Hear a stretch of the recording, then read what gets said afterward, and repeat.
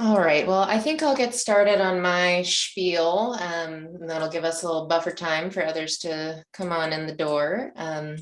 So welcome back. It's hopefully it's been a nice 2 weeks for you since we last saw you. And I'm going to turn it over to Hadley to just get us started and settled in. Thanks, Lauren. And thank you to all of you for spending your second evening in 1 month with us, especially on such a beautiful spring night like tonight.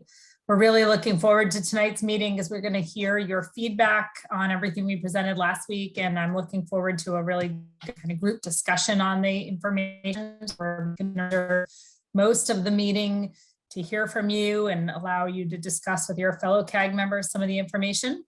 We'll also get your thoughts on bringing all of this information back to the broader community, to the general public, with some community outreach we're planning to do next month. So that'll come at the end of the meeting. We'll be talking about that and getting your input on all of that. Welcome also to members of the community who are listening into this meeting and attending in the audience. You're listen only mode today. You won't have access to submit comments in the chat box. But if you do have questions or comments or other thoughts that you want to share, as always, you're welcome to send them to us at the email address on the screen, fauntleroytermproj@washdot.wa.gov.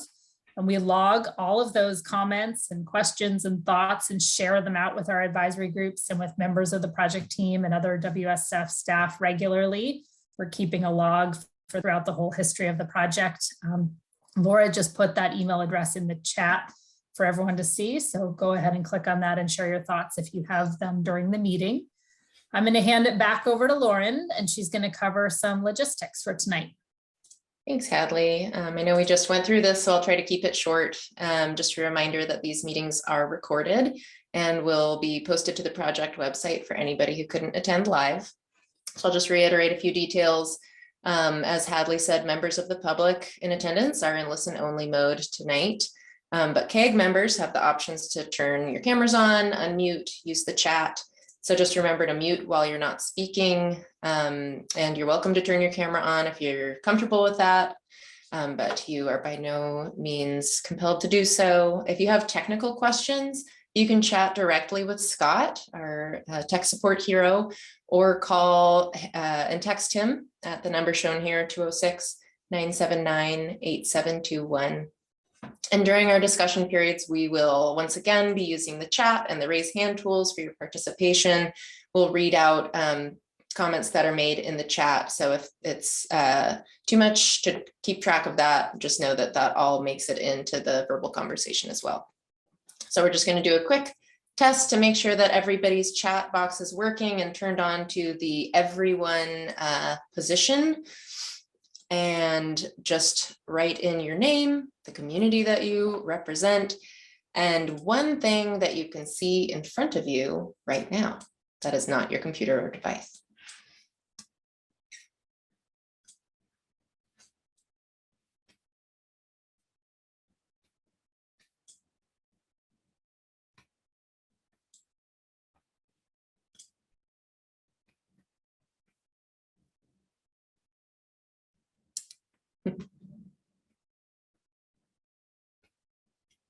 Judy's looking at Fauntleroy Creek. I'm sure that is beautiful right now.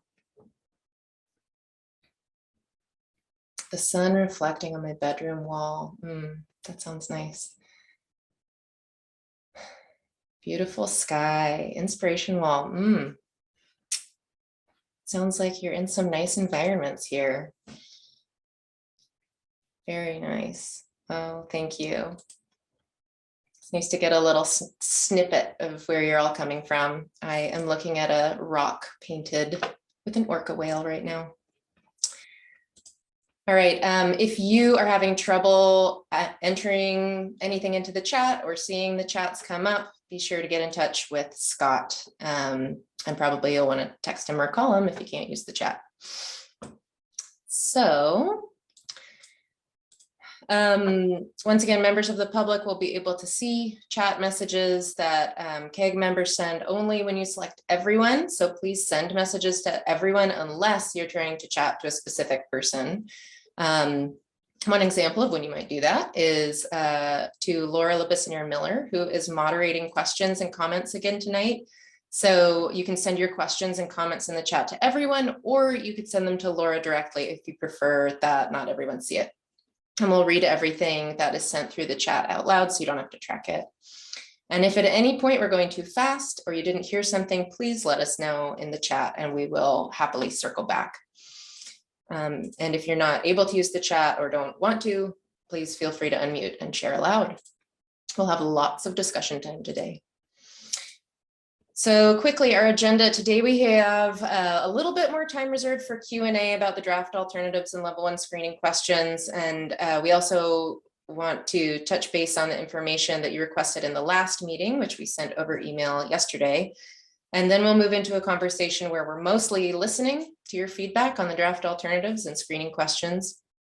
And just as a reminder, the purpose of the level 1 screening is to narrow down the range of the high-level alternatives to only those that have the potential to meet the project's purpose and need.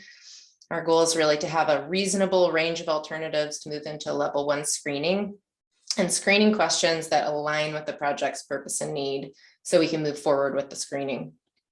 And a lot of what's been brought up and what you'll hear in the or see in the comment log is around environmental concerns, vehicle processing, transit connectivity, and just a reminder that that all comes in at the level 2 screening process. And we just want to check in today on, will this set of alternatives really allow us to look at those issues in level 2? So after we wrap up that conversation, we'll then share our plan to take this information to your broader community and get your thoughts on how best to reach them and how you want to get involved with that. And as always, we sent out the updated public comment log for your review ahead of this meeting. And we sent it later than usual to make sure that we could capture some of the comments that have been coming in. We always share this to make sure that these conversations are informed by this feedback and to stay accountable to it, to every comment that comes to us.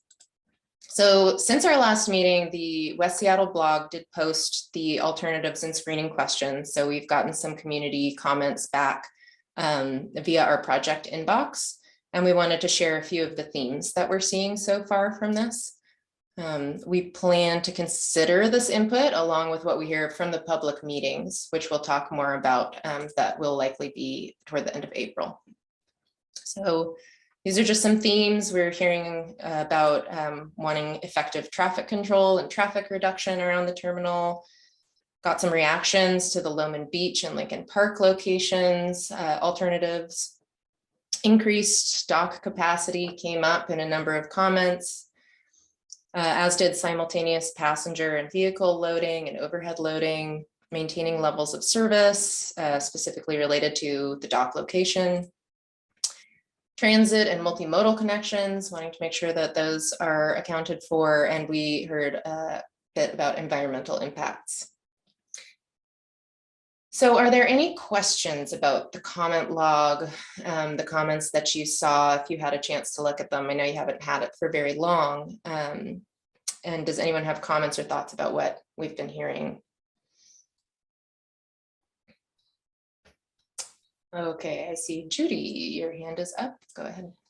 I think a more accurate number 2 bullet would be negative reactions.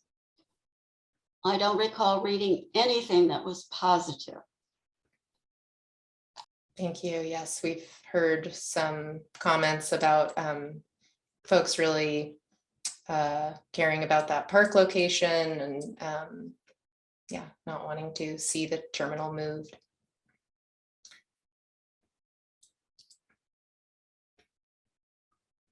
Victoria?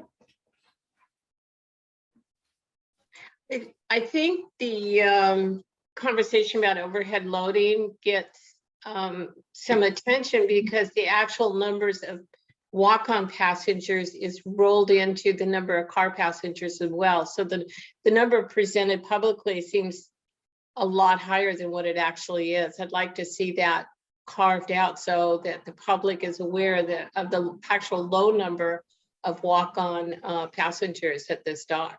It's not like downtown or Bainbridge or any of the other docking sites. Okay, thank you. We'll keep that in mind as we are planning for the community meetings. Larry?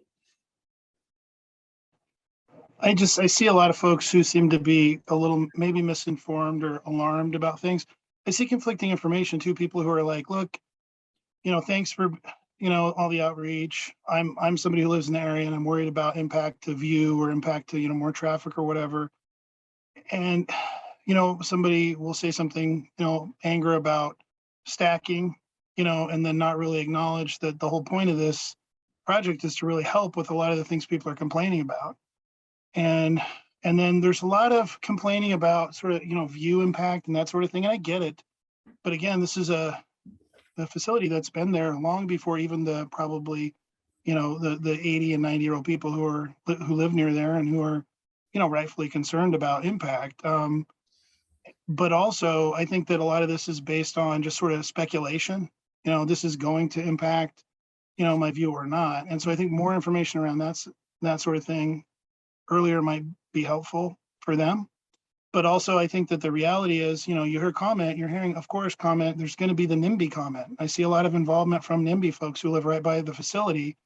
And, I don't think that that's inappropriate. I mean, if I live next to this dock, I'd be, involved too. And I think that that's a good thing. I, for the record, think it's good. But I think this is a regional, statewide, facility that serves, hundreds of thousands of people. And this is a statewide, project.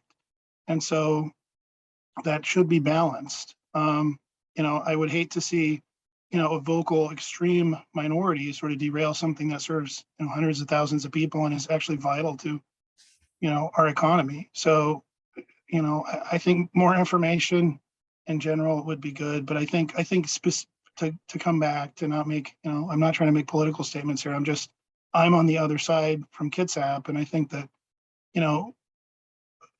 folks from Kitsap, it's harder for them to even learn about this, let alone, comment at these meetings. And I'm trying to kind of channel that. But I think a lot of this really, they're legitimate concerns. It's just, lack of maybe information. And that's not a statement against anybody. I mean, this is preliminary and this stuff. We don't have, things designed. You don't have all the information just yet. But I think, some of that might be useful. And then just talking about, the actual efficiency, and a hopeful alleviation of some of the problems that people face right now, or at least, if not full alleviation, at least kind of keeping things from getting worse in the years to come as traffic's going to increase. I think a big thing too, I keep hearing is that people seem to think that every single person who rides this ferry is going to go to downtown Seattle. And that only people who work, like, bankers who work in downtown Seattle ride this ferry. A lot of folks work at the airport. A lot of folks work, in other places, out in Auburn, they're not going to downtown Seattle. So I see tons of comments about, oh, hey, the foot ferries are great. We don't need this ferry anymore. The foot ferries can serve all the needs. And I think that there should be more information about actually where, folks are going and why this link is really important. And there's not, making a 70-mile drive around the sound is really a massive challenge for people if we, if this terminal didn't exist. So anyway, that's all I have to say. Thank you. Thank you, Larry. I mean, I think you're highlighting why we're excited to come to the broader community and be able to share this information and get it out and have that conversation. And a big part of why we have this CAG is to make sure that these views are balanced between the communities. And it's also, the purpose of the level 1 and level 2 screening process and why there's multiple levels and why it's set up the way it is, so that it's a deliberate, thorough process based on balancing multiple priorities. So I really appreciate your comments. Thank you. Let's see, Gary. Right. Thank you. I really appreciate the little bit of information that was sent out in advance of the meeting, and it talks specifically about the percentage of people based on, I want to say it was a 2013 study, that actually go to downtown Seattle or north, which, as I recall, was about 40%. And that kind of cycled me back to another set of meetings, because I've been kind of involved in this transportation world for a while. And one of the discussions that was happening quite a while ago was to add a fourth slip at Coleman. And the concept behind the fourth slip was that the demand for the ferry boats coming into Coleman might change if they started doing direct routing from Southworth and or Vashon. So my question is it still on the table that potentially there could be a direct boat from Vashon, Southworth to Coleman? And if so, if the answer is yes, then that might be another alternative that hasn't been put on the table, because then the Coleman dock, or excuse me, the Fauntleroy dock becomes a much smaller, a lot smaller. I guess it's 60% are still going there. So it's a little different dynamic. That's why I'll leave it at that. Right. Thanks. Thanks. And I'll just, kind of put a pin in that for our conversation in just a little bit, when we're digging into the alternatives and making sure that this is the right range of alternatives that we want to have moving into the level 1 analysis. Richard, I see your hand up, and just acknowledge that we're getting into kind of the agenda a little bit later on, and just want to make sure that we have plenty of time for that. So any comments about the comment log or questions? Richard?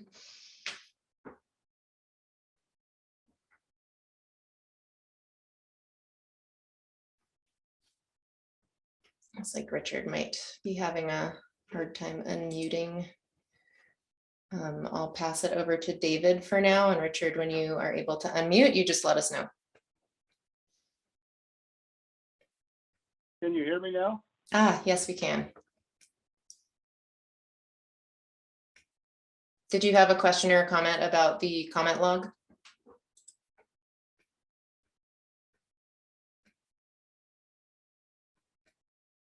Darn, it seems like your audio might be cutting out.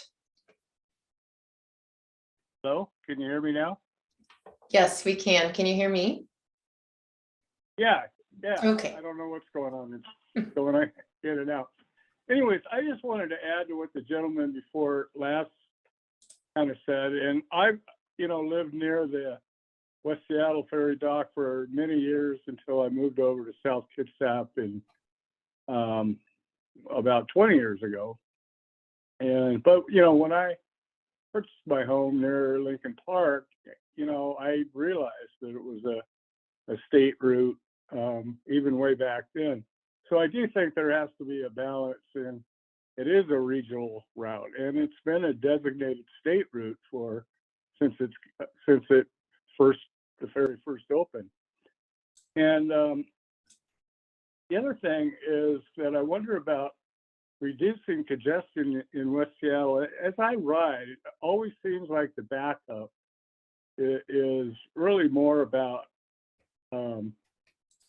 one ferry leaving and the other having to wait out in the bay, whereas in Vashon they have a Y-split dock, so one ferry can be docking while the other is loading or unloading. And has that ever been considered? All right. Yeah, we are going to, I think, move into the discussion now, since I think it's already getting started. And this question of has that been considered is really part of where we want to go with this, and make sure that we know what all should be in the range of alternatives, so we can move forward in level 1. So David, I see your hand is raised. Is your question about the comment log? Sort of. One of the things that I do want to emphasize is that this ferry terminal is in a residential area. So all these attempts to expand the dock, to add a second level, you really start taking away the feeling of a residential ferry terminal. I mean, think of maybe something like Cape Cod, where it's beautiful, it blends into the environment, it fits with the community. So I know it's a double-edged sword. How do we handle all the traffic. However, how do we handle all the impacts, the loads, the passengers? But I think any of the attempts that we're looking at to increase the size, the height, the bulk, the width of this dock, and it takes it out of a community feeling. And I think in the design of this terminal needs to be somewhat residential in design and elegant. And although I love institutional and industrial design, I think this really should be one of the emphasis factors is how we approach this. So, and that's just my point of view, plus several nearby community here in the Fauntleroy Cove. So I, on the other hand, use the ferry to go to Vashon all the time. So I'm more interested in having a good service too. So I get this double-edged sword from my standpoint, but I really do want to work on keeping the dock more residential in scale, small as it can. And the overhead loading, I know it helps speed things up, but is it worth it? That's all my question. So thank you. Thank you. And what we're going to be doing tonight is looking at these alternatives to determine, is there an alternative that would make that possible? Since level 2 is really when we'll be looking at that sort of, community fit level of design. Tonight, we want to be looking at, is there a high level sketch of a dock that would allow that to happen in the level 2 process? So I'm going to move us forward. There were a couple of questions from the last meeting that we were committed to following up on, and we did send you an email with responses and updated information yesterday, but we just wanted to provide a little recap since it was just yesterday. So in response to the questions at the last CAG meeting, we updated our graphics to include approximate measurements for the expanded dock lengths and widths, and we'll get those to those in just a few minutes. And we also heard a request to see estimated travel times over land from each potential ferry terminal location. And the team drafted a response, which was in your email yesterday. And if anyone has any further questions about that, please let us know during the discussion. And I wanted to give David Sowers an opportunity to follow up on this question about the project budget and explain where the number comes from. David? Yeah, so I'll just hit on a question that was asked last time on what comprised the nearly $94 million budget that the legislature approved for this project. About 10 million of that is for planning, permitting, engineering, whatever the solution is. Nearly 60 million is for the construction itself of the project, and that includes materials and labor and escalation into the year of expenditure, as well as construction oversight and some contingency. And then the balance, which is around 27 million, is really just what we call risk, and that deals with additional material or labor escalation, deals with the fact that this project is right now targeted to be constructed in the 25-27 biennium, but due to our late start on this, it's probably slid a year or so. So there's money there for risk and things that happen during construction and even during the planning and permitting site and design stage. So that's kind of how that big number was broken down, and I hope that helps answer the question that was raised last week or 2 weeks ago. Thank you. No. And to follow up on the request for dock lengths and sizes, that we will have a chance to look at this again, but just to show you, there's an updated graphic. Alternative B shows that there's an additional 220 feet of length. And then in alternative C, it's an additional 60 feet of width. And we'll have these available as a resource to look at during our discussion in just a little bit. So turning it back to you all for a little final Q&A, knowing kind of the level of detail of the alternatives that we'll have in level 1, what else do you need clarified before sharing your feedback And I had seen Victoria's hand up, but now it looks like it's down and Judy's is up. So Judy? You are muted, Judy. Dave, does that budget include the covered pedestrian walkway feature, which I understand to be perhaps a $30 million component? Yeah, it does not include an overhead loading. Thank you. And you're not that far off on what those cost. Okay, and I saw Frank's hand go up next, I think. And Frank, you are also muted. Sorry about that. Quick question, maybe this is the right time, maybe not, but the last time we talked about the Burien option, which we did not talk any further about, is that going to be discussed in today? Okay, great. Yeah, we're going to jump into that next, actually. And John? One additional piece of information that along with there was the request for the travel times for the sites, like the actual operating costs, because I'm assuming if it takes an hour to sail from Vashon to Coleman Dock, that is going to, in terms of both capital costs for how much just it costs to build a ferry and provide a ferry to serve that route, but also the I guess the per hour operating costs of the ferry. I think that would be instructive because I guess the thing that I was struck by looking at the map is how inefficient all those other options are in terms of routing a boat between 2 points, between the mainland and Vashon and the Kitsap Peninsula. Okay. So you'd like to understand, this is in relation specifically to a different terminal location if it were to move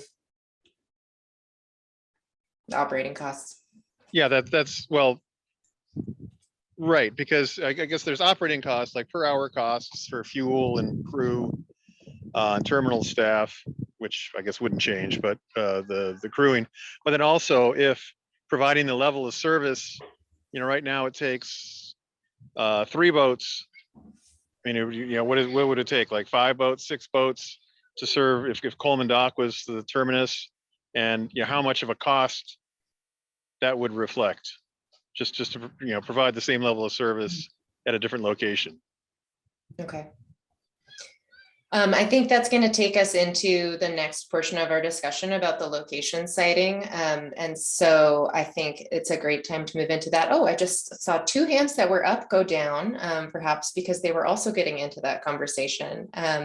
So I'll just say, are there any other clarifying questions about the information that you've been sitting with for the last 2 weeks? And if not, then we'll jump into our discussion. Victoria? I'm curious on the length of the dock to be expanded. Does that include the idea that the ticketing to get those cars onto the dock will be improved as well? I will let Mark answer that question. Okay. Mark, are you with us? Yep, I'm here. Sorry, I was just getting myself unmuted. Yeah, so Victoria and the rest of the group, the way to think about that is that, as a reminder, you could pair ticket process improvements with any of those dock configuration sizes, whether it stays the same or is a different size of dock. And so that will be part of when we get to the range of alternative discussion, that's reflected, and we can again pair that with any of the alternatives. Yeah, Lauren, can I just say something too? I think you're going to jump into this, but to clarify, those dock lengths and widths are sort of the envelope that we'd be discussing. They're not meant to be exact at this stage. That's where we would be sort of the estimate of how wide or how long you could go. And then there's obviously varying levels in between. Thanks. Yes, high level sketches. for screening, level 1 screening purposes. That will be refined going into level 2. Right. Gary. Yeah, briefly, I'm going to make the assumption that we're going to be using the Issaquah class boats and not go to one of the jumbo boats on this route kind of forever. Is that correct? All of the planning documents that we show in this assume the Issaquah level boats. Okay. Yeah. Thanks. Scott? Yes, I had a question on the different alternatives where it had the holding lanes on Fauntleroy Way. I wanted to clarify, did that include moving the ticketing to the beginning of that area there? Because the biggest bottleneck we have is getting people off on Fauntleroy Way and onto the dock. So I just wanted to make sure that I'm not assuming things incorrectly. Thank you. I'll also pass that over to Mark. Sure. So we would need to do some work to make those final determinations, Scott, but in some cases, for example, if you think about remote holding, you could be thinking about remote ticketing that goes with that. You could also think about it being down to the dock, depending on how the operations is handled. You have to think about things of how do you validate that somebody has a ticket, if you do a remote ticketing. So there's lots of little permutations like that would happen that as we would, if those alternatives continue forward, we would refine and develop those details for you to understand. Okay, thank you. Okay. Marty, do you have a clarifying question or do you want to jump into the discussion? So I'm sort of holding back, waiting to jump into the discussion, but I also wanted to say that the clarifications that I need are also with regard to how those alternatives are going to be meeting safety or modalities or such that are part of your level 1 screening questions now. I'm assuming every one of them will be built seismically okay and resilient, but then if you're trying to sort them, we have nothing from those green blobs that you put up there that are not drawn to scale and not showing what the real sizes are. We have nothing on them to give us any information about how will they answer those other questions on your screening, let alone the operational efficiencies that Mark is speaking to now. I actually have quite a lot to say about that, but I just wanted to point that out if this is the time that we're talking about clarification. Thank you for kind of the preview. I think what you are asking about has a lot to do with the screening questions themselves and kind of how those will be applied. And so the way that we have this discussion structured tonight is to start with the location, move into the alternatives, and then talk about screening criteria, but I don't want you to have to wait that long. So I might ask Marcia to just come on really quickly and just speak to kind of what goes into the level 1 screening once because right now we're just looking at all the elements of that screening, and then the findings will bring us the answers to some of those questions. Yes, at a high level, because these are footprints. If you feel like that's better at a later point, I'm fine. I'm just saying that those are hard. Okay. For the sake of just kind of getting into the discussion now, since I know that everybody is eager to do so, I am going to suggest saving that until the screening questions. But if it feels like you're not getting what you need out of the discussion, please bring it back up. Is that okay? All right. Well, let's jump into your feedback. So my job today is to make sure that we're hearing from all of you and getting balanced perspectives from each community. And that means I may invite you specifically to share if you haven't shared yet. And I'm going to be a little bit more systematic about asking each community to share in a balanced way. Just so we can kind of stay organized and make sure we're balancing perspectives, but every single one of your perspectives is valuable. That said, if you're not ready to speak and I call on you, you can just say so and we will move on for the moment. And that's fine too. I don't mean to put anybody on the spot. So in the same order that we went through these last meeting, first, we want to revisit the question that I posed to you all in the last meeting of whether the location siting information that we have here in this map is sufficient to determine whether we include alternative locations in the level 1 screening. And Mark, is there anything you want to share with the group about this before we start with these discussion questions? Thanks, Lauren. I would just add that obviously this is a pretty fundamental point here in the assessment process and development of alternatives. If we were to be looking at locations that are outside the Fauntleroy area, we of course would have to begin developing those alternatives, what they look like, and begin to start having conversations with agencies and jurisdictions and communities that haven't been part of the process necessarily to date. So, you know, in doing that would require some time before we would then get to some of the more detailed type of screening and alternative discussions that we've been hearing several of you ask questions about. Thank you. All right, so does this information make sense to you in terms of explaining why alternate locations don't make operational sense? Oh gosh, okay, Judy, I think I saw your hand go up first. Thank you. I need to know why a site at Harbor Island Seacrest area was not explicitly considered. It's been suggested for decades. And also, why was Burien readily dismissed? The stats on that are not all that much different from Fauntleroy. Thank you. Does anyone else have thoughts on the Seacrest location being included? Does that, Judy, are you saying you would like that to be included in the range of alternatives? Well, it's been suggested for decades. Lauren, I can just clarify that. Oh, okay, go ahead. The reason that it says North Elliott Bay, Judy, is because you're absolutely correct that multiple locations around Elliott Bay have been suggested. Harbor Island, Seacrest Park, where the Salties restaurant is, Coleman Dock, you know, we've heard sort of that whole southern perimeter of Elliott Bay suggested. So that's why there's greenish blue shaded area, meaning any location in that area would have roughly the same operational travel time and that Mark has shown on his map here, and the same total distance from Vashon and Southworth. Okay. That's why that blob, so it's meant to encompass that suggestion.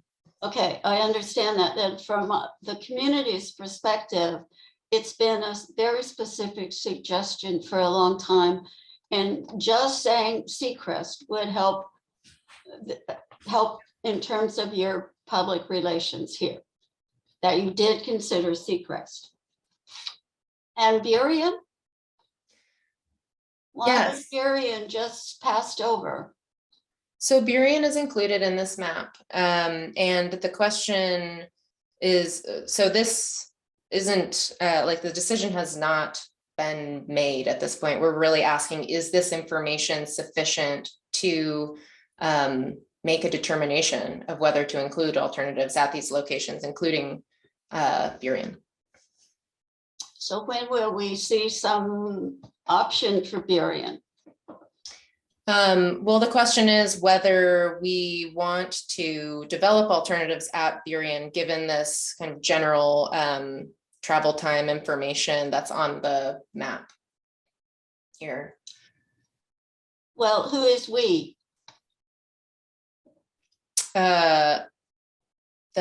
We would like to hear from this group and from the community whether we ferries move forward with any alternatives at that location. Okay, I will stand down for the moment. Okay. Do you, Judy, though, does this information feel sufficient to understand kind of whether or not the alternate locations that have been suggested are operationally feasible? Well, it could be, but the subsequent discussion last time just focused on Fauntleroy area. Thank you. Yes, to clarify, the team has created alternatives in the Fauntleroy area because we know that that will be one of the locations that we look at. And the question here with this map is, do we go ahead and develop any similar level alternatives for other locations? Okay, then I vote yes. Thank you.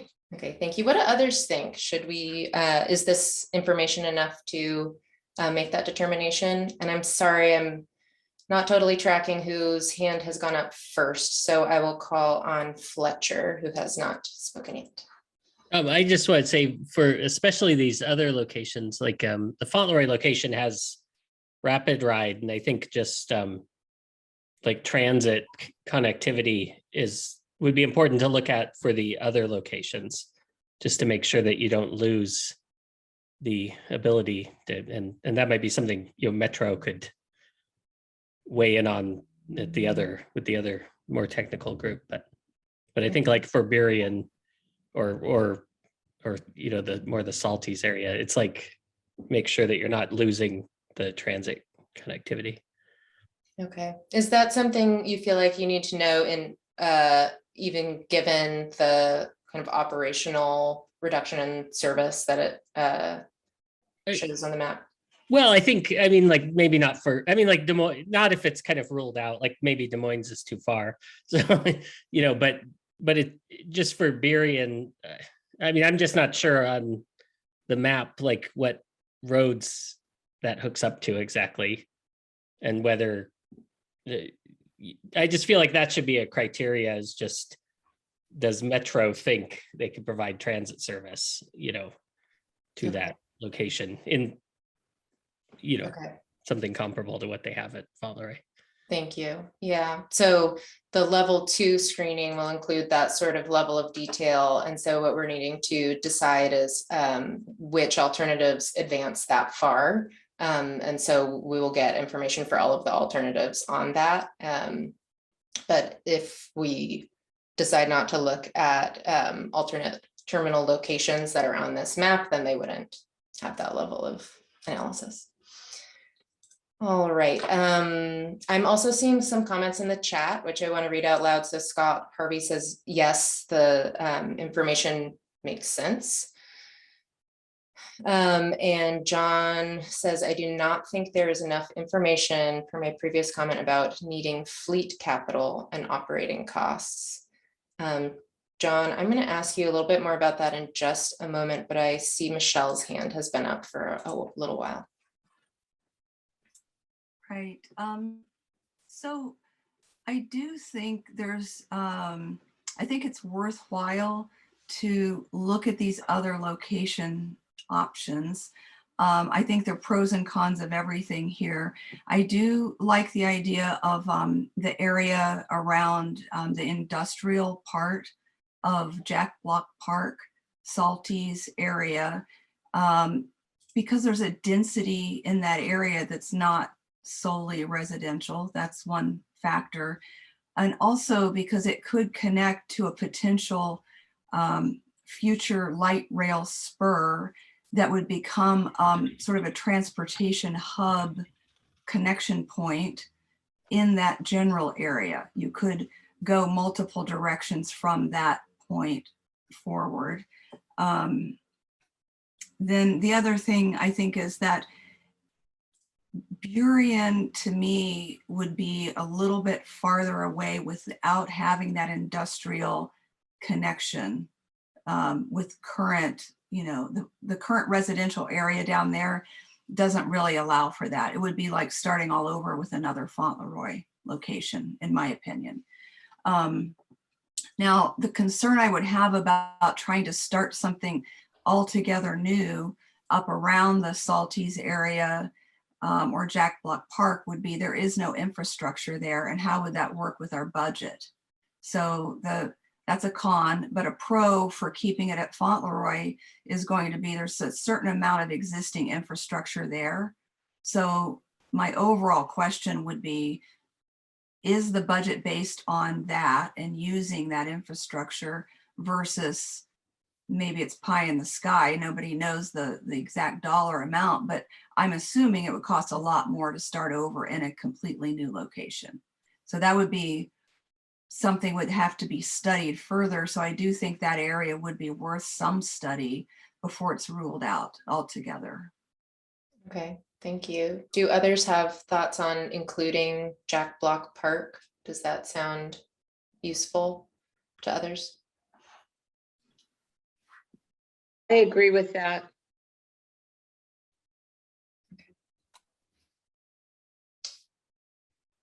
And just a reminder that the cost will be factored in, and that any alternatives that we decide to move forward into level 1 will have kind of a preliminary high level cost, not even a cost estimate, but really just like a comparative level of cost associated, and then in level 2 we'll get more refined.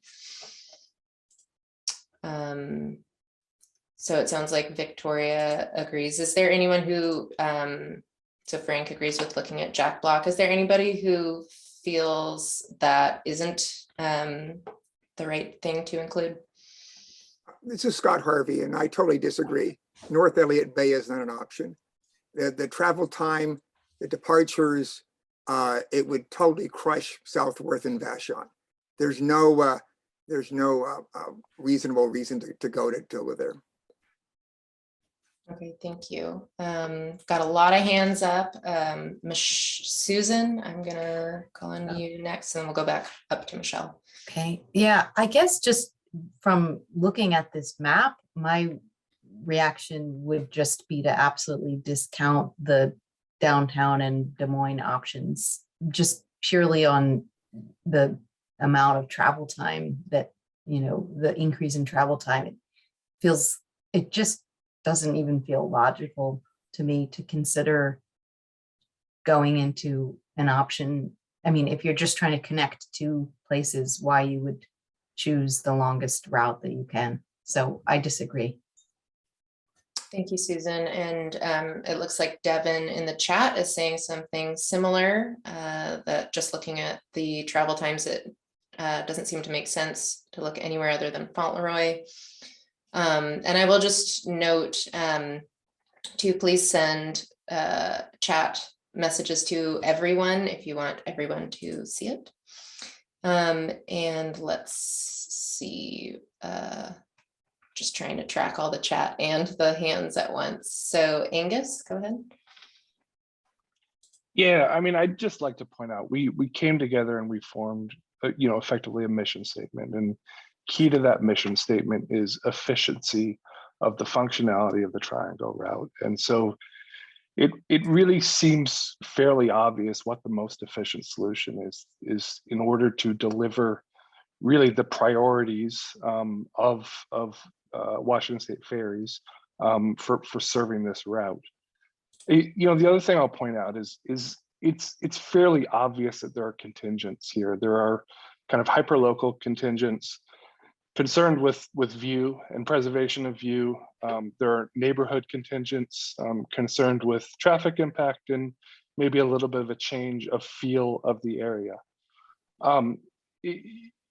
It seems like really when there's suggestions around moving to a downtown route or moving to a Burien route, it's really kind of grasping at straws to attempt to preserve the view or preserve, the neighborhood feel while ignoring really the efficiency of the route.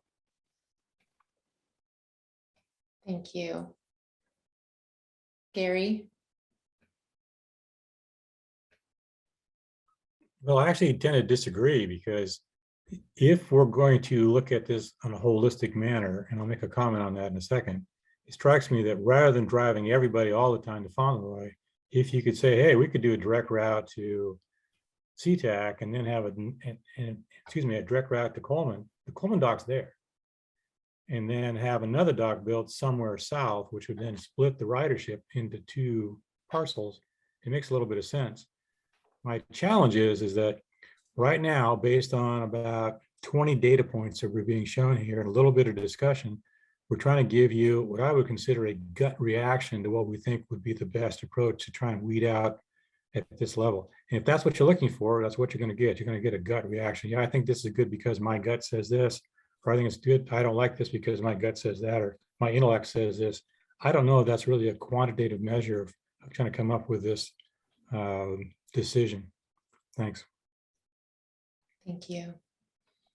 Are you, to clarify your comment, are you saying that the information that's on this map is not sufficient and it is more of a reaction?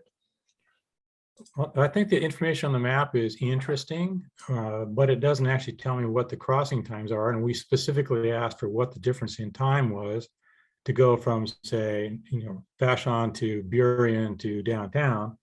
And it's not that different, but we didn't get that information. What we got was go do it on your own, use Google Map. So we didn't get the information we asked for. We're now back to basically the same thing we were before. So I don't know how we can do it. And I think what's missing is some kind of rating scale or some kind of scaling that's saying, North Elliott Bay gives us these advantages, these disadvantages. Fauntleroy gives us these and these. So we know that.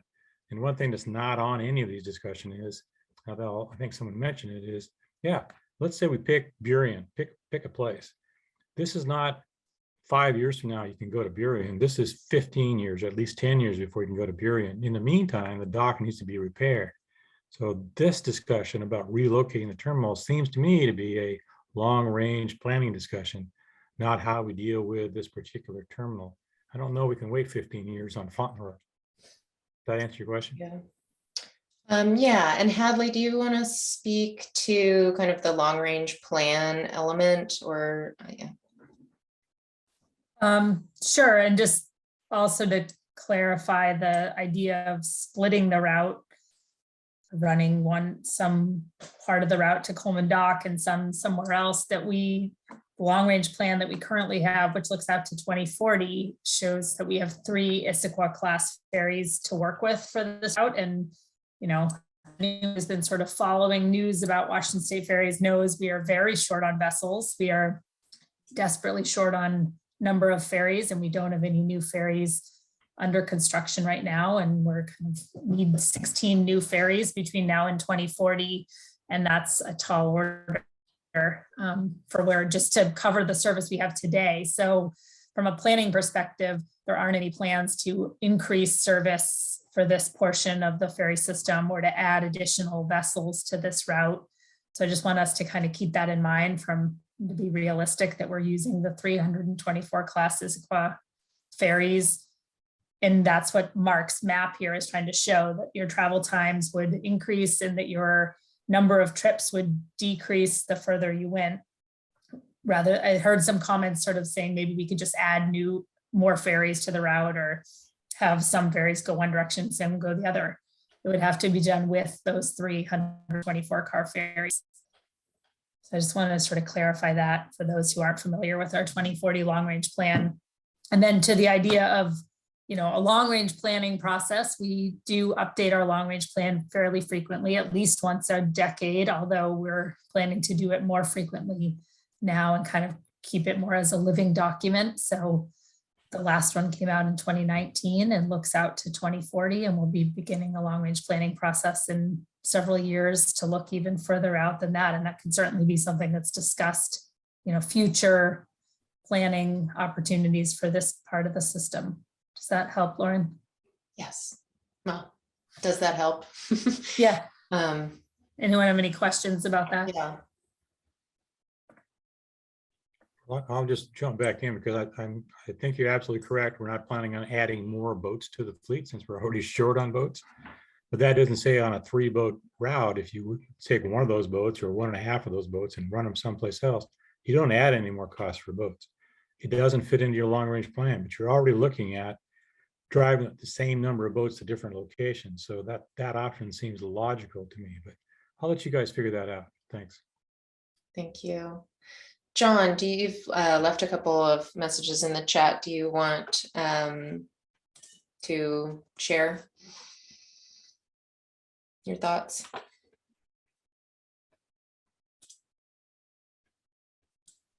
Sure. I mean, I think given that there aren't any additional votes available for the sake of this exercise, sailing to any place other than the shortest distance is going to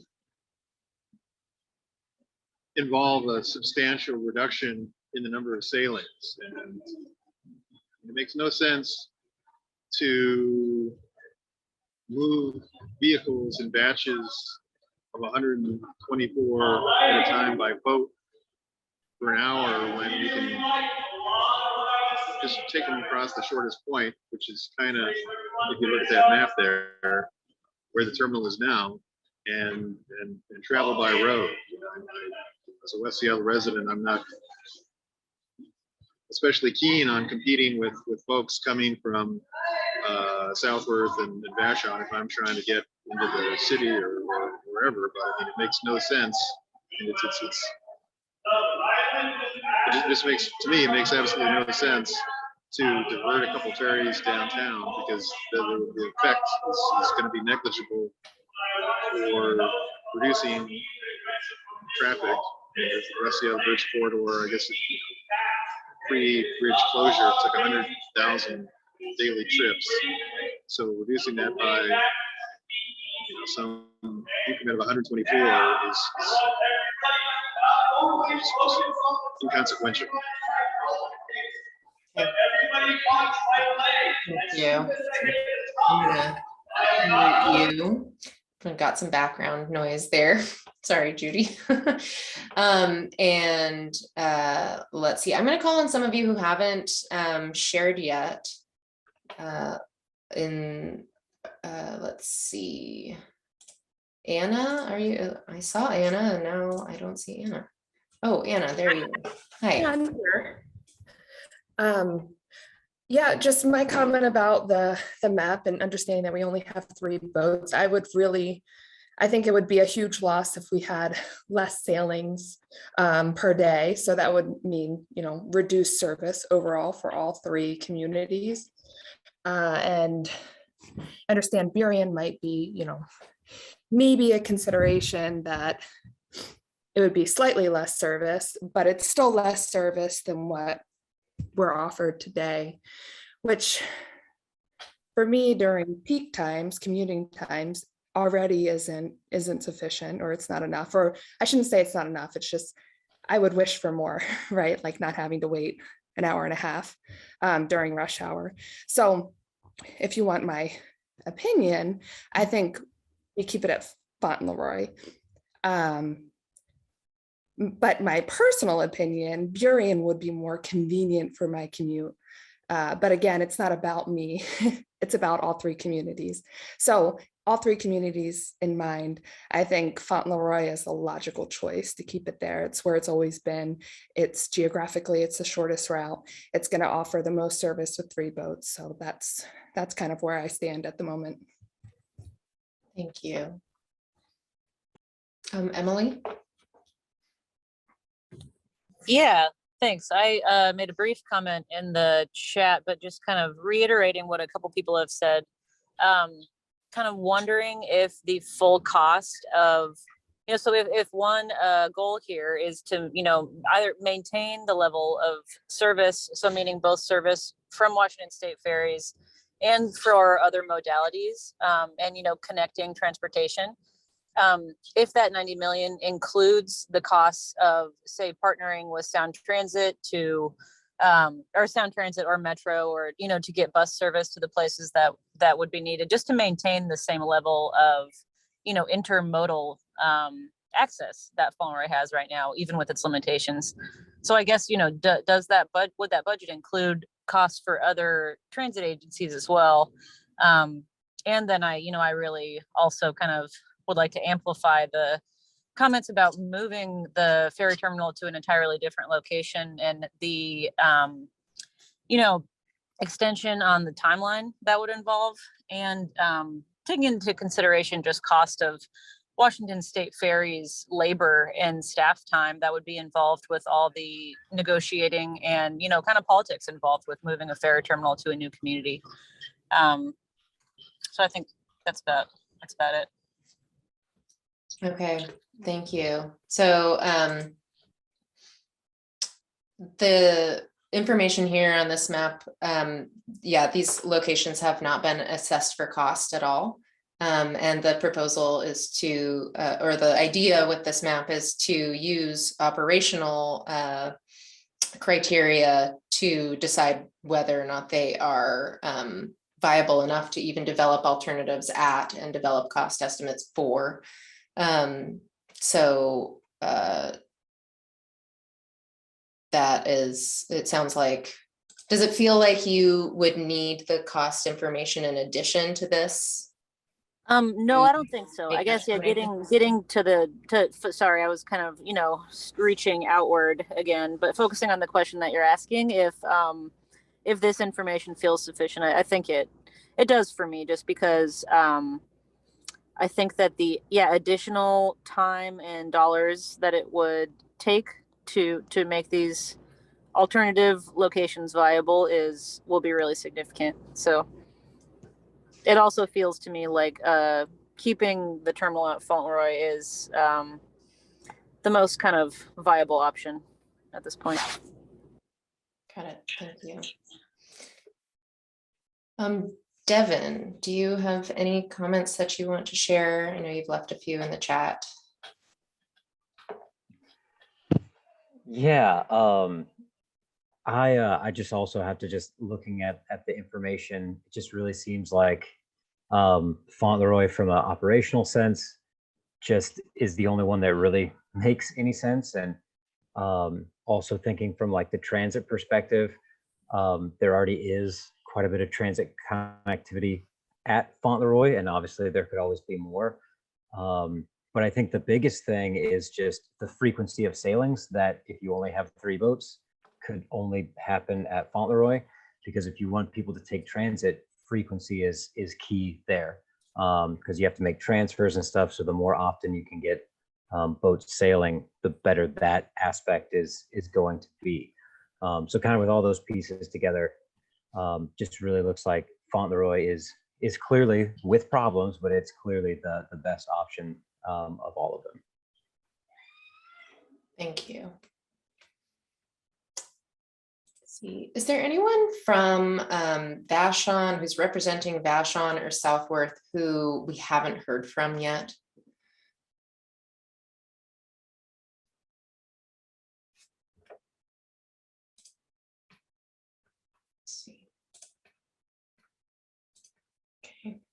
And is there anyone from that's representing Vashon or Southworth who is feeling like this is not sufficient information to make a decision about developing alternatives at these locations?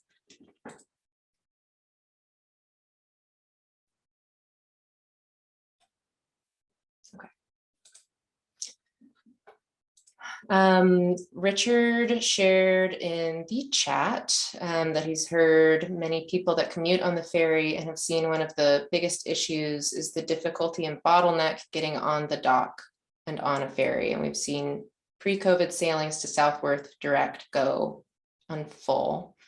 So reducing the bottleneck by having a dual slip docks like Vashon would allow more efficient and allow more capacity. Thank you. I think that is moving us in the direction of the alternatives list at Fauntleroy, which is what we'll be looking at next and do need to move to.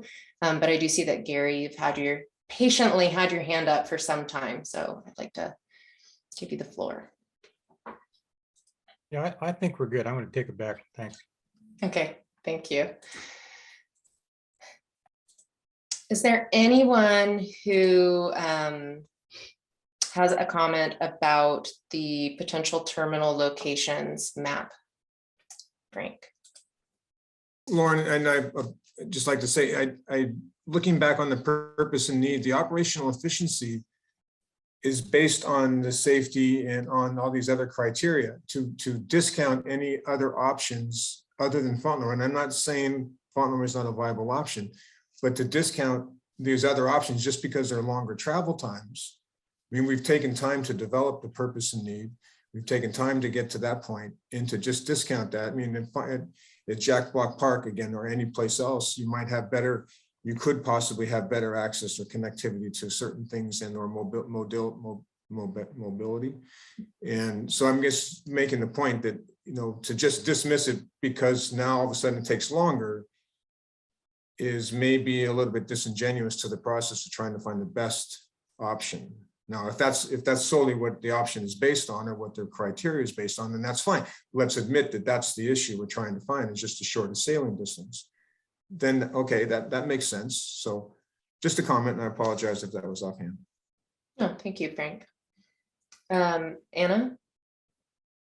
Yeah, to Frank's comment, it's not just about the sailing time, it's also about the number of departures, the number of sailings per day. So if we go with longer sailing times, we're going to have fewer sailings per day. That means less cars are going to be traveling across the sound. So to me, I see that as a disadvantage of moving the terminal to a different location if we're going to be losing number of sailings per day. Thank you, Anna. Yeah, I was gonna ask if the project team has any questions or comments before we move on.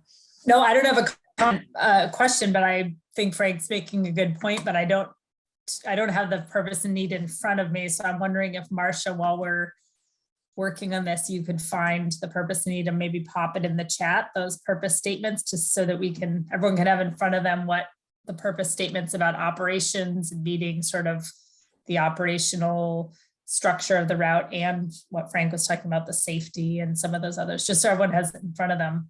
Because I think Frank's making a good point that we need to weigh all of the purpose, all the purpose statements that are in that purpose and need. So it'd be good to have that in front of us.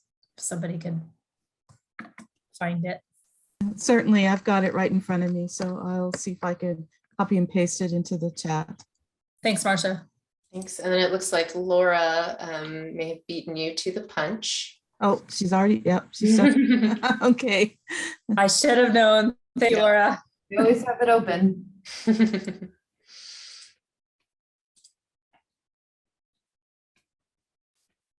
So, what was that, Judy? Oh, I'm sorry, but it says reliable service.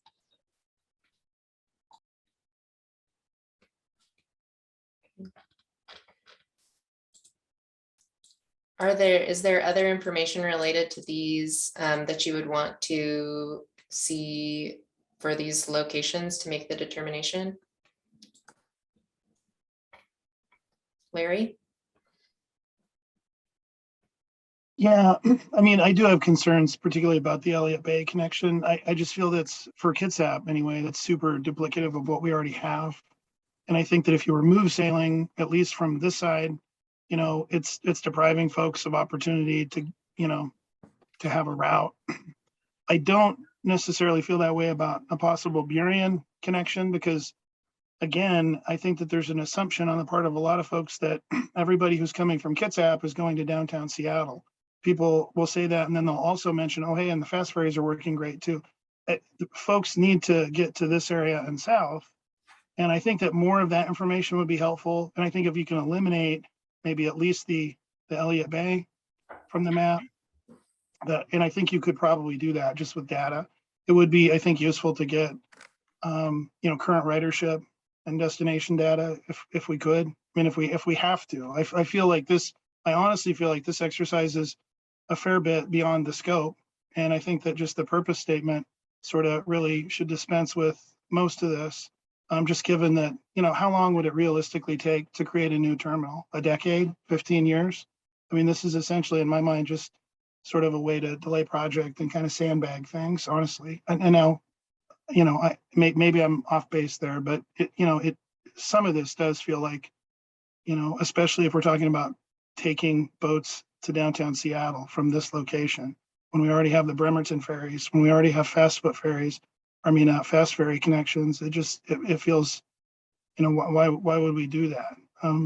But I, again, don't disagree that data is important. And so I think that there's probably data to that effect that we could use to at least rule that out. Okay, thank you. So it sounds like, Larry, you think that this is sufficient, but there could be additional data that would help make the determination. And Richard asked in the chat, does the sailing times to the downtown locations include load and offload, or is it sailing only? Mark, do you want to take that? Sure, happy to. So the sailing times that are shown on the map do not, but the frequency does account for that. So the cycle time, Richard and others. So the how many departures that data listed does include the dwell time to load and unload ferries. Thank you.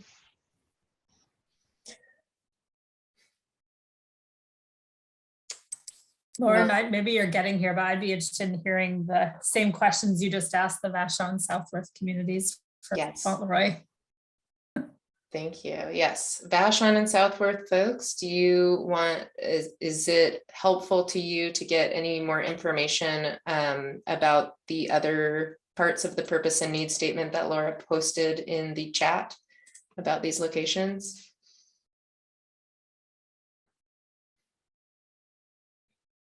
Let's see. Emily, do you have any thoughts on that? I feel okay with the information that we have here right now. Okay, thank you. Anna? I feel good about the information that we have, and someone else brought up, I'm sorry, I don't remember who it was, the extra time that it would take and money too, to entirely move the dock to a whole different location. So keeping that in mind, and I think the information about number of sailings per day and time gives me enough information. So I'm good. Angus.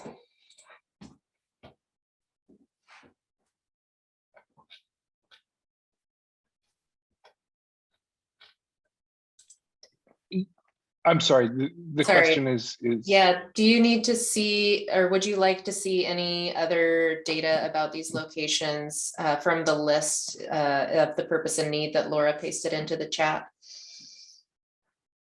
No, I think this information is sufficient. I understand that some people are concerned about, for instance, bringing cost, construction cost, travel cost in.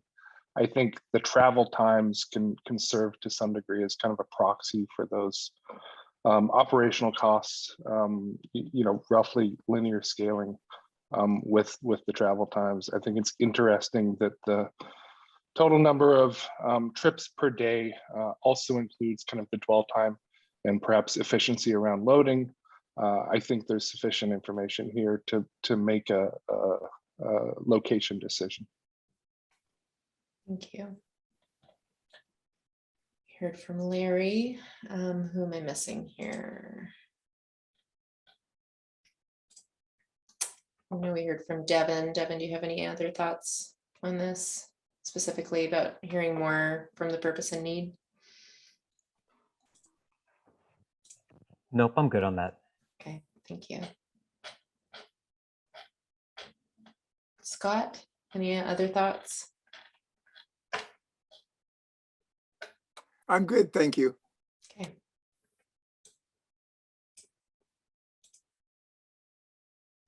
All right, and how about Fauntleroy folks? Who would be interested in seeing more information from the purpose and need? Let's see, David?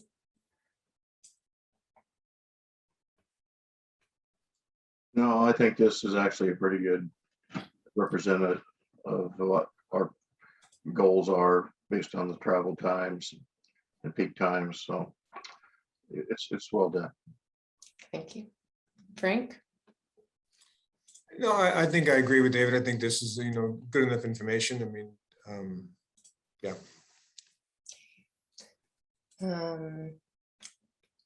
Gary?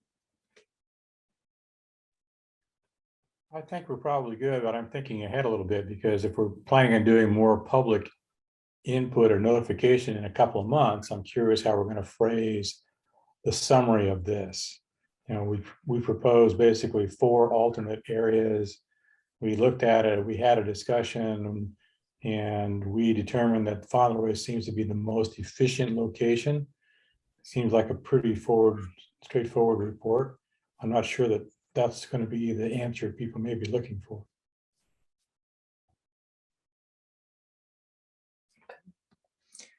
How about Fletcher?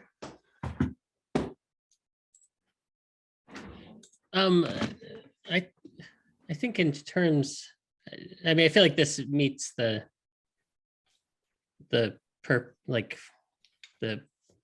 purpose statement. I feel like we've addressed in terms of the location of the terminal, the things on it already. So I think it's pretty good. Okay. I know I'm jumping around here now, but I want to hear from all of you. So Michelle?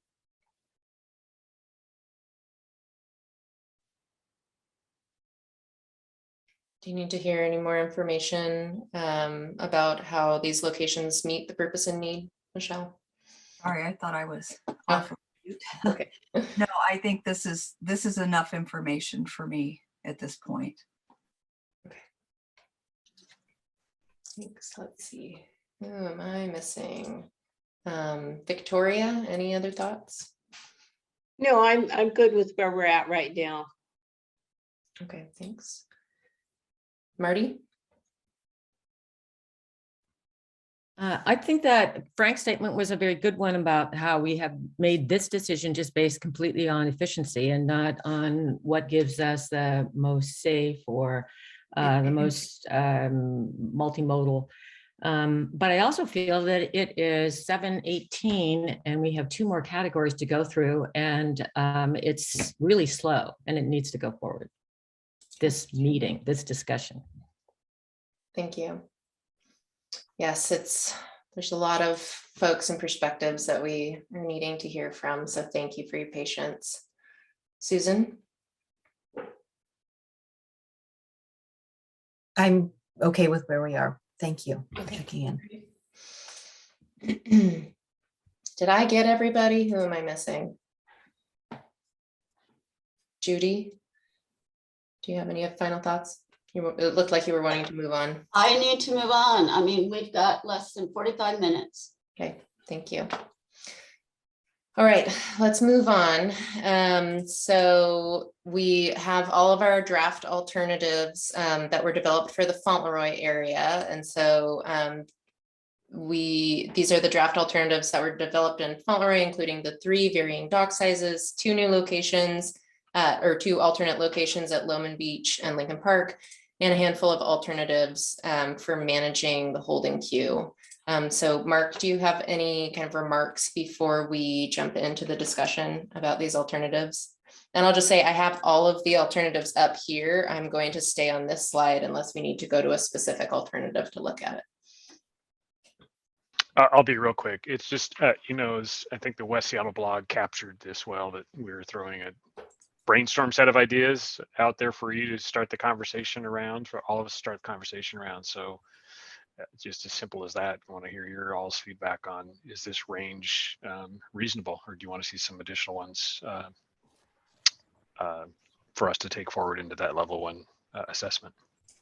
Okay, thank you. So now we'd like to hear from you all about the alternatives. Is this range of alternatives reasonable for level 1? And is it the right set to carry in? Are we forgetting anything? So let's see, Judy, your hand went up first.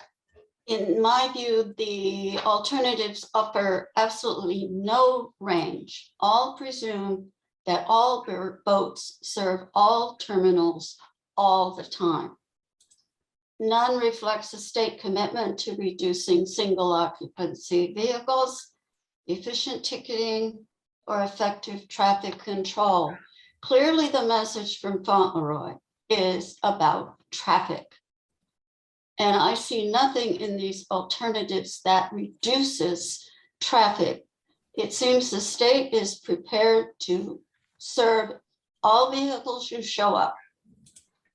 My suggestion is that you consider eliminating service to Fauntleroy for all vehicles destined for downtown and points north. Use one of the 124 vehicle boats to run between Vashon and southward, taking Vashon drivers who wish to go downtown or north to southward, where all drivers would get to Bremerton to take the boat downtown. That saves any discussion about trying to add service to Coleman Dock, and reverse it on the way going home. If Fauntleroy just had a lot of walk-on passengers, we would not be in the situation we are. It's traffic, and it's the state's determination to accommodate all traffic that shows up, regardless of what it does to the community. Okay, thank you. I wonder if Mark would maybe want to speak a little bit about how and when traffic concerns come into the alternative development process. Would that be helpful? I'll just say something real quick, that would be what we would, any of these alternatives we take into level 2, would we get to that information and start developing it to help you evaluate those. And then you are wasting our time. And I'm sorry if I sound frustrated, but I am. Level 1 provides no meaningful filter. It's just an exercise. It does not move the needle toward a solution. Let's get the goals into the process and move on from there, because in the meantime, we are treading water. Thank you. So yes, what we want to do in level 1 is make sure that the alternatives we have, as high level as they are, don't preclude the conversations that we want to be having in level 2. So thank you. Marty, you raised your hand next. Yeah, so Judy's comments are very important. I don't think any of the 9 alternatives in Fauntleroy really give us enough information to do any kind of screening. I assume all of your seismic will be the same no matter where you put it. All of your resilience will be the same no matter where you put it. And you've given us nothing about how one thing or the other works for any of the safety or multimodal or any of the other issues. So the information you've given us doesn't help you to make a funnel that screens this. Also, I would like to say that, the question is this the right range of alternatives? And Mark said, well, we can mix and match, we can add other processing, we can talk about that later. But none of these alternatives work if you don't have rapid vehicle processing. All of the options have a fatal flaw without it. Whether you build a dock that's large or small, here or there, none of them will stay on schedule and fill the boats during peak demand without rapid processing. And none of them will handle growth for the future or operations in the present. A simple, low-cost answer is available right now and needed before any construction begins. We needed it yesterday. And that is to require your customers to buy tickets online before they get into the queue to enter the dock. Provide toll booths as backups for people who can't, won't, didn't, or are not allowed to buy online. Establish a ticket holders line like the traveling public uses to get on planes, trains, light rail buses. Why is this essential? Why should this be added now while you're evaluating your site proposals. Take the largest dock proposals with 186 cars ticketed and waiting. The boat leaves full. 62 cars are left waiting on the dock, and 62 more cars, all waiting on Fauntleroy, are needed before the next sailing to fill the boat. Those 62 cars each take 1 to 3 minutes to buy tickets at 2 toll booths, which would take 30 to 90 minutes to refill that large dock, way outside your dwell times. Boats would leave off schedule and not full. Take your smallest dock proposals, only 80 cars. Boat just left. Now you need 124 cars to fill the next one. 124 cars, if they were all pre-ticketed in the queue, would take 6 to 10 seconds to scan at the dock. You realize you buy a ticket and it has to get scanned. So it'll take 6 to 10 minutes to load for the next sailing. 124 cars in 6 to 10 minutes. That is well inside the dwell time. The dock fills faster than the boat loads. This is by far the best improvement to operations imaginable, and it's not linked to 8 of your 9 options. In 2017, the Ferry Task Force recommended that the Washington State Ferries switch to all dual destination sailings during peak demand. Instant improvement. Confusion sorting cars on Fauntleroy went away. On-time performance for this dock, which has always been above average, was improved more.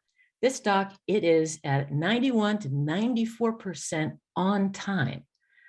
The complaints had dropped down to near zero, but the other piece that made this work is that the commuters, especially Vashon commuters, are largely pre-ticketed. That makes all the difference. A completely pre-ticketed queue puts everyone in the bypass lane. Cars would not plug the choke point and with their ticket transactions. The peak demand periods in Fauntleroy also occur on weekends, and that still lacks dual destination scheduling. It has a much lower percentage of pre-ticketed vehicles and a major sorting problem on Fauntleroy, causing all of this traffic complaint. If you could just put the dual destination sailings that were promised in 2017 and are yet to be implemented and include a pre-ticketed queue, you would really go a long way for any of yours solutions here. The toll booths are still needed because Washington State Ferries has categories of vehicles that cannot buy online. Toll booths in Fauntleroy should be at least a mile away from the dock, and any of your 9 options could use this. You don't need a huge holding area as you have drawn, because the cars would process at 1 to 3 minutes and join the queue, whichever direction you go, whether it's north or south from there. So no residential property needs to be. The majority needs to be destroyed. The majority of travelers will have purchased online, and the docks will be, the toll booths will be backups. Throughput is dependent on number of sailings and boat capacity.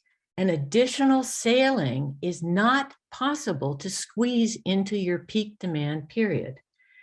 We are not getting any more boats. That's what the long range plan says. So we're not deciding, well, you know, this dock will work better than that dock. We're just deciding where we want to store the vehicles.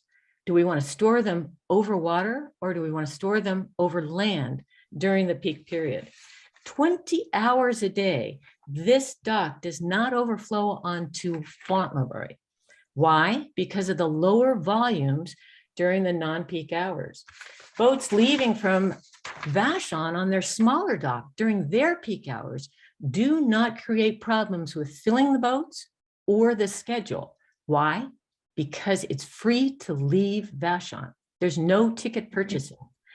So I have one more thing. Let me go here. I sat. Required online ticketing can and should be in all of your plans. And it also could be system-wide. And it will cause shift in your possible shift in your peak demand and help you to manage growth. It is disingenuous of you to say, oh, well, we can add good to go after we've done this. It can be supplemental. For 20 years, you have had multiple studies that have said, do good to go, do something for your processing, and you have not.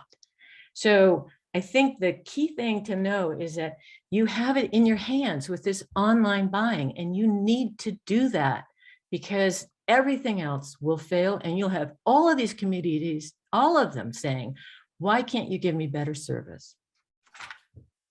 Thank you.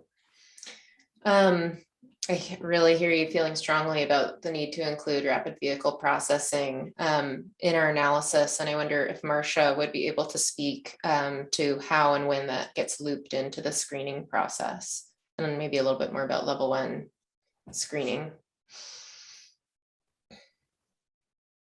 I know Marcia hasn't had a chance to speak yet, so I'll give her a chance to unmute, or if you'd rather somebody else take that, Marcia, just let us know. Sorry, I just got on. I've lost internet connection, so I didn't hear most of your question. But looking at, if I'm capturing it right, you'll let me know if I didn't hear exactly what you said, if I'm not answering to exactly what you spoke about. But at this point, we, just to retrace a little bit, we're really looking at concepts and whether they actually meet the bare bones, which is what we all agreed to with the purpose and need statement. And then those supplemental elements to add to see if whether using those could be a boost to an alternative to understand whether it would meet purpose and need is all part of the process at this stage. But we can't really narrow down and look at more detailed effects until we get a truer footprint and the location of where the actual project will be. And then we do a lot of variations on that alternative by seeing, well, if we put one of these elements in, does it allow it to better meet the goals that we're striving for, being able to provide operational efficiency and safety than without it, and then see how to put that in. I hope I'm giving you some information that's useful. Can I respond? It's So Marty, sorry, Marty. This is Mark. I just wanted to, if I might, I wanted to add on because Marcia didn't hear the whole thing, and I also misspoke.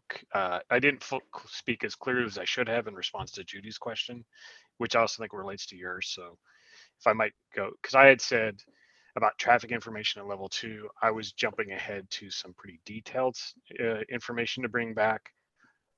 What we would be doing in level 1 is bringing information that at a higher level that would be speaking to these processing efficiencies and how that might look across various footprint configurations to help you all understand with and without what it looks like. So as well as then we would bring traffic and processing information at higher levels. And then as we go through this process, it gets more detailed when we are winnowing down options. So I just want to make sure that that was understood, because I hear the frustration of like a lack of information.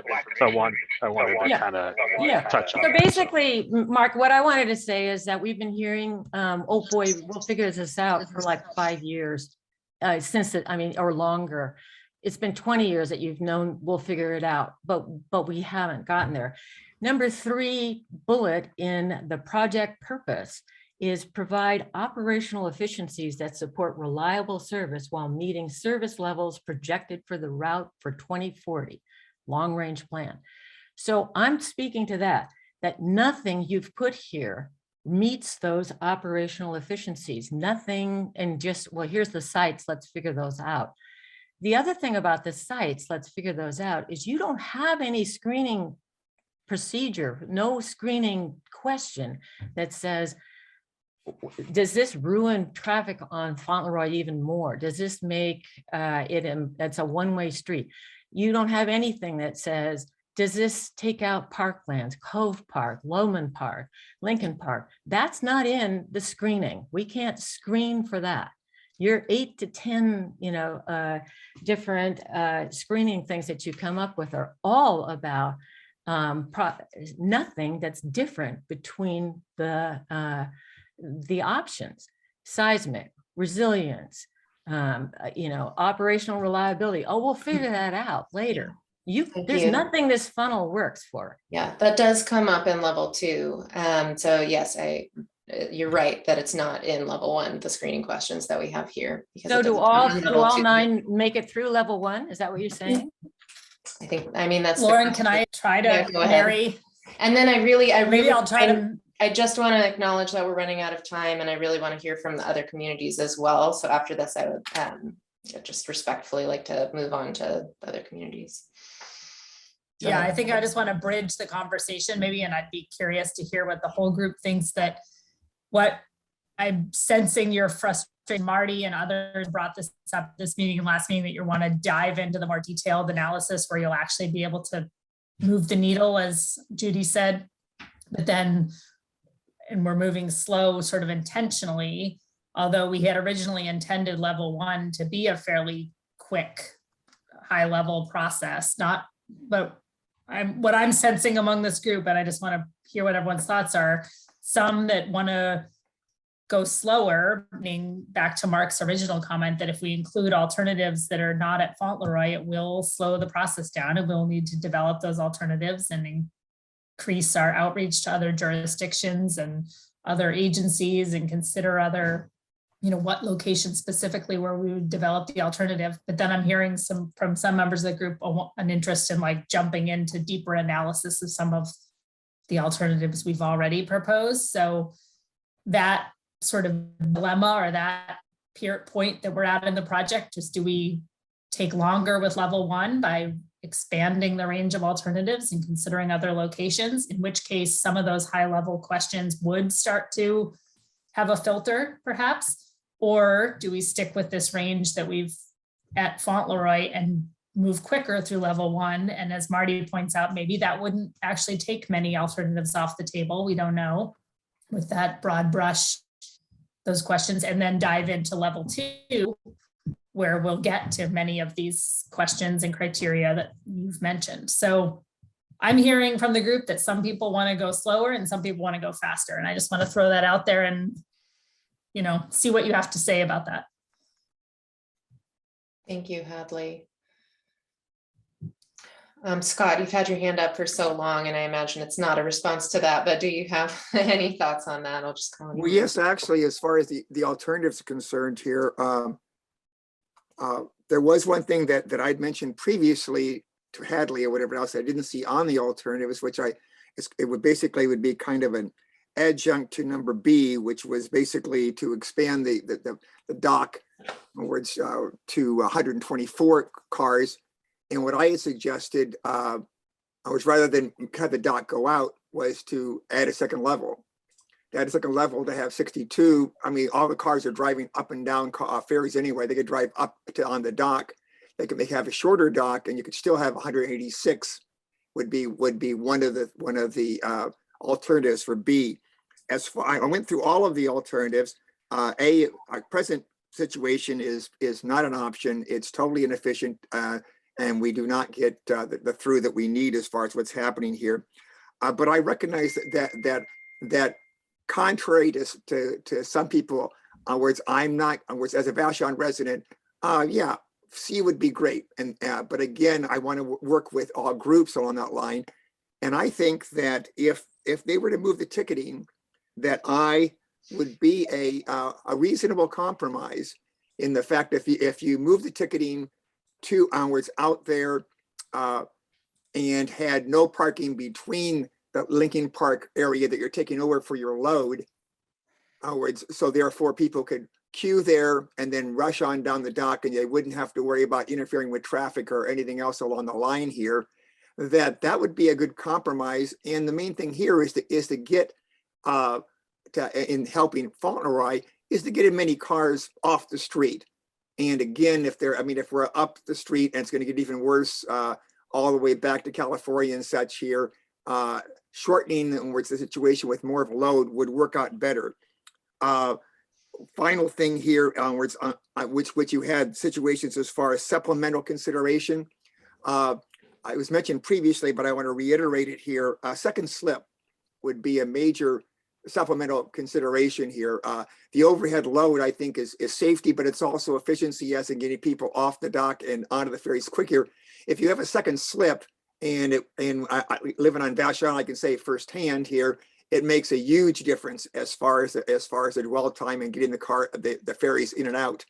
And so therefore you can be more efficient as far as what's happening here. But I appreciate all your alternatives. But I would say C is my first choice. But again, I think I is a good compromise, and B would work well with if you went with double decking. Thank you. I'm going to go to Susan and Emily, but I also, just for the sake of time, want to invite you all in the chat to say, and Scott, I'm hearing you kind of express more interest in moving on to these level 2 sort of criterias. And so in the chat, can everyone share kind of, is there a greater interest to slow down this process and add more alternatives at different locations, or is there an interest in kind of moving forward so we can get to this level 2 information that you're all eager to get to? So we can still have that conversation verbally. I just wanted to get a sense in the chat since we're going to be running out of time here. Susan? Okay, so just about these alternatives that we've been looking at, I think that I would say the alternative that has a one-way Fauntleroy just doesn't feel reasonable to me from a just impact to the neighborhood standpoint. And I don't know, to me, it feels like just operational. I don't know if I'm using the right criteria to say that I would just get rid of that option and not even consider it any further. But that one just doesn't seem reasonable to me. It just feels like it has too gross of an impact on the community and just a broader standpoint. And then the alternates where there was one at the south end of Lincoln Park, I don't think that works because that's the handicapped access to the Coleman Pool. So to me, that just doesn't seem like a good, I mean, how do you get people down to that major public amenity if you take that away with a ferry access? And the one at Loman Beach, I just think the topography of the streets there just doesn't make any sense. They're windy, twisty roads. So imagining trying to get, trailers and buses down there just doesn't feel like a reasonable alternative to me either. So those 3 I would just take off. And then as far as other ones that I might look at is, I think this got kind of mentioned last meeting, but is there a hybrid of replacement in the same location where maybe it's a little wider and maybe it's a little longer, and so it's not impacting, any of the properties next to it as much, but it's going out a little bit longer. So that's just one that I think could be worth exploring as well. Okay, that's it. Okay, thank you. And I would just like to check in with Mark on that. The footprints of these high level sketches that we have are just sort of like an envelope to, as Hadley said, to be working within. And when does the size of like the actual dimensions of the dock sort of get refined? Well, it would occur as, yes, they're representative of potential envelopes, and we would just continue to refine those as we advance the alternatives. And then, as evaluation occurs, and we have the further conversations with you all, as well as the technical advisory group, that can then either stop something from further development or alter its path of development as we refine the alternatives. Okay, thank you. Emily? Yeah, thanks. I wanted to speak a little bit less about the alternatives themselves and more about the process, and just in response to Hadley's question about, moving quickly or moving slow. I appreciate the pace with which the conversation has been facilitated so far, knowing that this is a diverse group of stakeholders and people are entering at very different points of technical understanding of things that have been tried in the past, and even, technical like engineering knowledge about boats. So it's knowing how diverse the group is, and that the question of alternative locations has come up multiple times. I think the amount of time that has been spent on that was useful and very inclusive. And that it does sound like the group is ready to move to like the level 2 analysis, but also just kind of a reminder that this is, one of 3 advisory groups, being the community group. So that while some of you, I'm not sure, maybe engineers, that's our role here is not to provide high level technical engineering analysis, but to like broadly understand all the components of the issue and to provide, representation from our representative communities. So I guess all that to say, I appreciate the pacing and look forward to moving on to the level 2 analysis to get a little bit more into the weeds. And that it continues to feel to me like the Fauntleroy alternatives are the most viable, and those that leave the dock where it is, but change the size and the scope of it, feel again like the most viable to me. So that's all.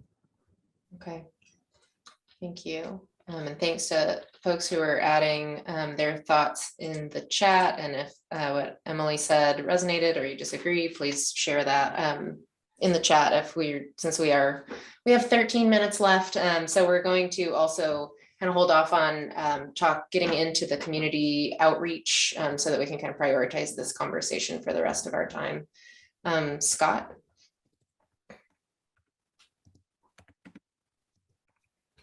I'm sorry, I should have lowered my hand. Thank you. Oh, okay, thank you.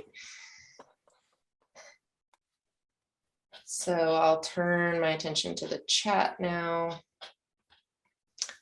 Looks like folks don't want to slow down, but some have just hesitancy about moving too quickly past the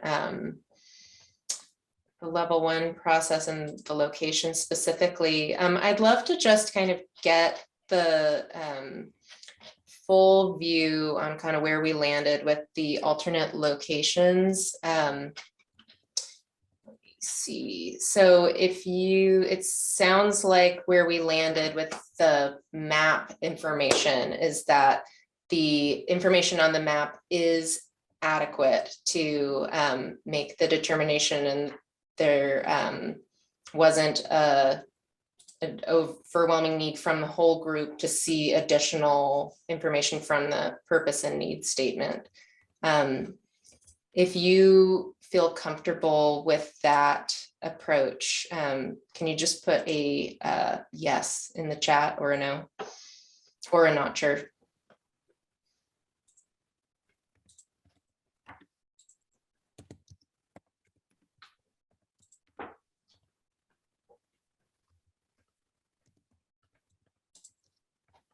And while you're doing that, I will respond to, well, actually.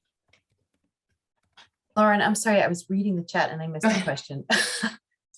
The question is about the map of the locations north and south, and whether is that information sufficient to make the determination about the alternate locations.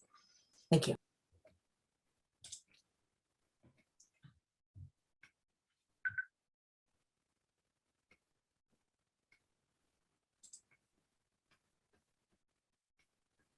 Marty asks, are we supposed to?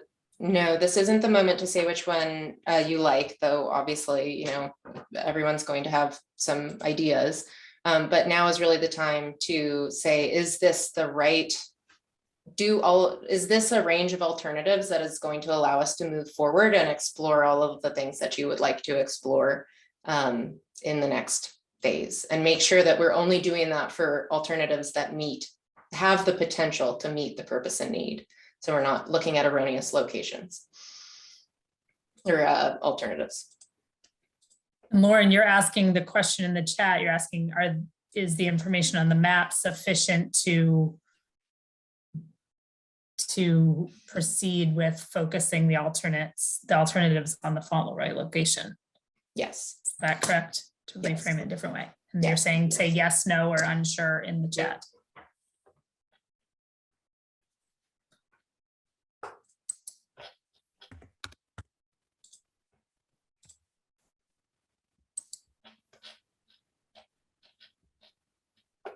Sure. Okay.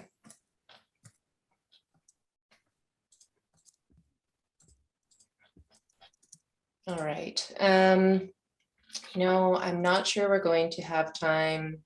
We can do some maybe kind of polling on the screening questions to see if we need to spend more time on them in a different way. So I'm just going to run through all these because we didn't need them. So on the screening questions, we are just looking for, are these clearly aligned with the purpose and need?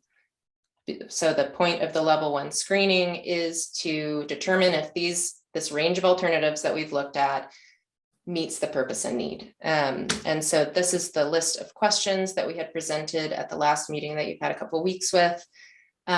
So we can have some discussion in our time remaining, but via chat, can you just share whether or not this feels like a clearly aligned set of questions that will help us understand whether the alternatives will meet the purpose and need, could meet the purpose and need. Understanding there's a host of information that we will learn in level 2 about kind of how best to do that and balance the needs of the community and the environment. So generally kind of a yes, no, not sure about this set of questions being clear. Frank? Oh, You answered it. I'm just going to vote not sure. Okay. Because I think there's more, the operational efficiency, does this meet does it address the purpose and need for operational efficiency? That is such a broad question. Operational efficiency, you haven't counted 3 other bullet points. So each one can't say without, I think this is where it needs to be broken down. But if this is not the place to have that discussion, then I will wait. Marcia might be able to share just a little bit more about kind of what is behind these questions, like what the criteria is that we'll be using. Marcia, how are you doing with your technical issues? Yeah, I'm back. Okay. So I really apologize for how it dropped out. That's all right. Yeah. So you've had a chance to look at all of the alternatives, and yes, we used our standard design criteria to kind of build an envelope so that we know it may meet structural reliability and be resilient. And then the layouts that show different queuing along Fauntleroy Way or additional holding and speaks to some of those ideas about operational efficiency. Like how long does it take for holding on Fauntleroy Way to clear up, and how fast can those vehicles be processed? Those are the kinds of elements that go into operational efficiency when we look through what's described in the purpose and need statement. And the idea of safety, being able to separate the different circulation between vehicles, pedestrians, bikes, and those coming from transit. Just thinking about those layouts and how that might provide that or not provide it is what goes into those questions.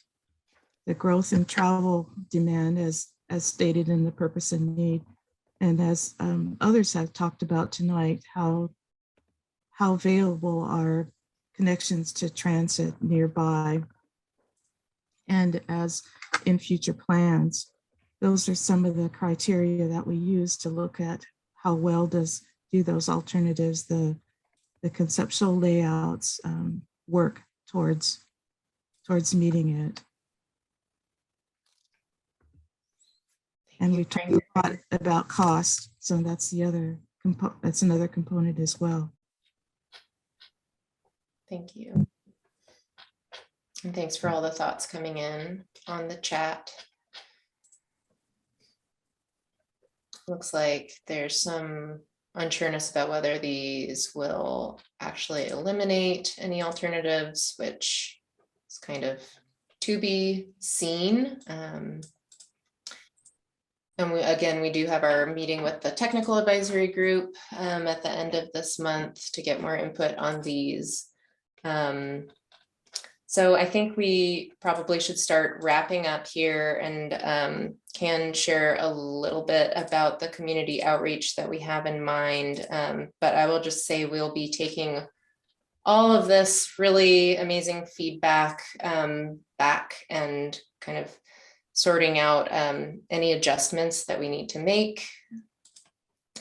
So I will just give our project team one last chance to kind of answer any questions that you heard, if I might have missed them, or share any information that you think might be helpful to this conversation. Adley, okay. No, I think we're good. Okay. So I will turn it over to Hadley to just, if you want to just kind of share super high level, and then we'll get into this more probably by email.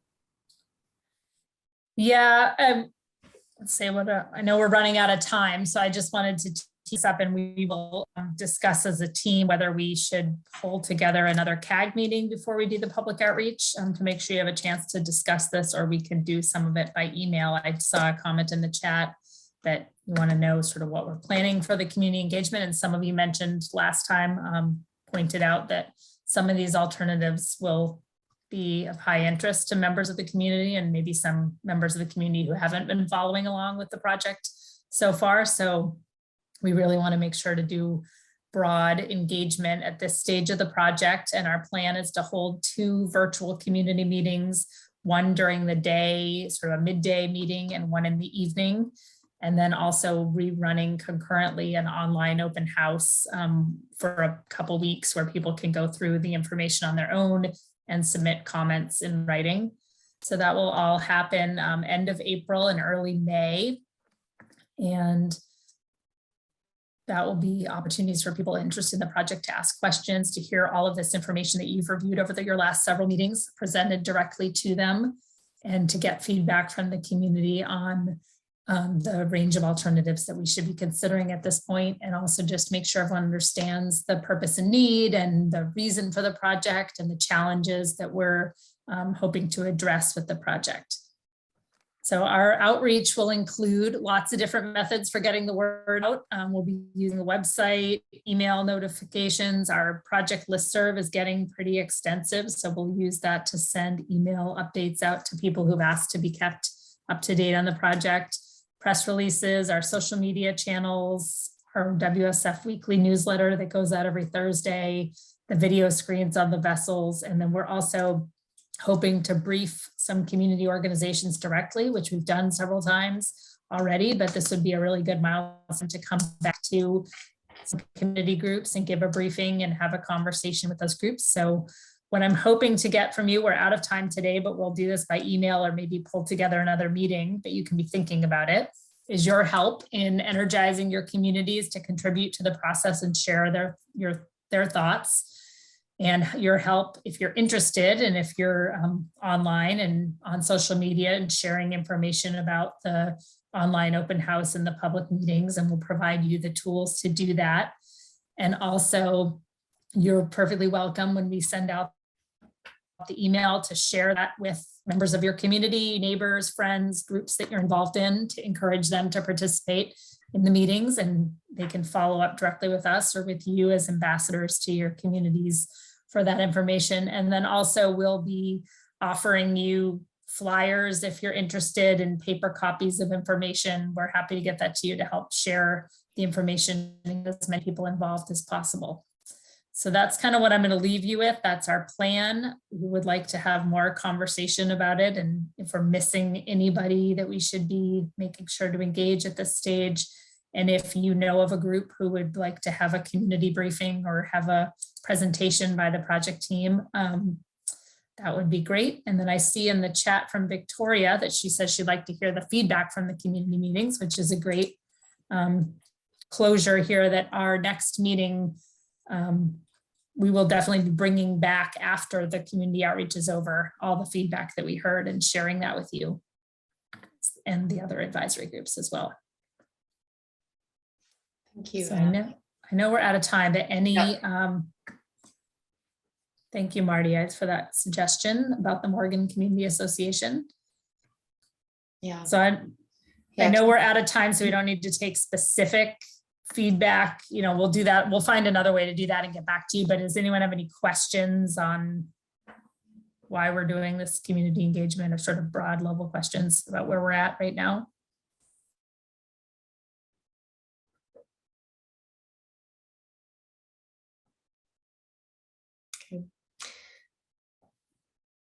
Thanks, Hadley. So we'll be putting our heads together and coming back to you with some ideas for next steps. Frank? Sorry, I couldn't find the button. Can you go back? I'm sorry, could you go back one slide? I just want to make sure I understand that findings of level 1 screening. Are we, I guess maybe I saw that and I thought that are we there? I don't know. I guess we are there. So, okay. Oh, yeah. And, you know, we might need to rethink this because we ran out of time today. So that's what I was just sort of tap dancing around, Frank, is if we need another meeting to continue this discussion and to get your feedback before we go to the community, to make sure what we're taking to the community is really the right level of information that you all feel we should be sharing, we might need to do that. So eventually we will be having a meeting where we share the summary of the community feedback and the results of level 1, which will then be the point where we decide to move on to level 2. But that might not necessarily be your next meeting. Thanks, Hadley. Susan? Yeah, I guess I just would concur with Frank. I didn't feel like we made a decision about screening them today. So I'm confused by that too. Yeah. Yeah. So that was on the slide before, you know, before we headed here. We thought maybe we'd be ready to meet with you after this round of community outreach and after the level 1 screening had been completed. But I think we'll probably want to put another meeting in the middle there. Thanks, Marty. Yeah, can you clarify the screening questions that we brought up? Because, you know, many people here have thought that this really wasn't any screening, that none of the questions would screen out any of the alternatives.